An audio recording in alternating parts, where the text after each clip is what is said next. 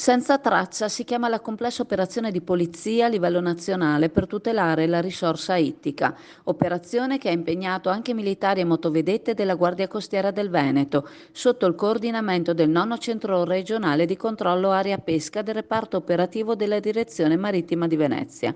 Come in tutti i periodi legati alle festività in cui la richiesta del prodotto ittico è maggiore, aumenta anche il rischio di elusione delle normative.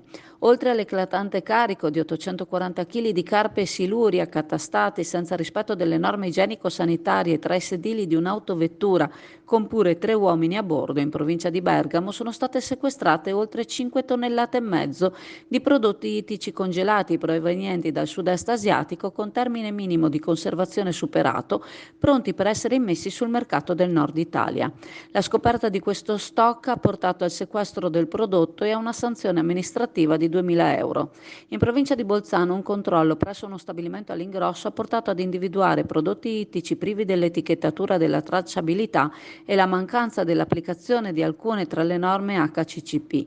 In questo contesto 7 sono stati i quintali di prodotti ittici sequestrati e 3.500 euro di sanzione amministrativa.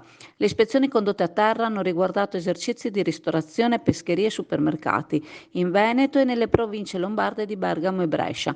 Nel complesso l'attività ispettiva, coordinata dal nono centro controllo area pesca con più di 90 controlli effettuati, ha portato al sequestro di 8 tonnellate e mezzo di prodotto ittico e 25 sanzioni amministrative per circa 43.000 euro.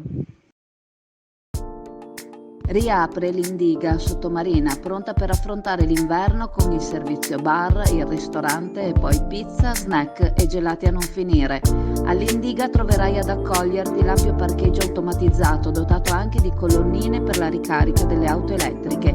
All'Indiga lo staff ti aspetta per servirti al meglio a partire dalle 7.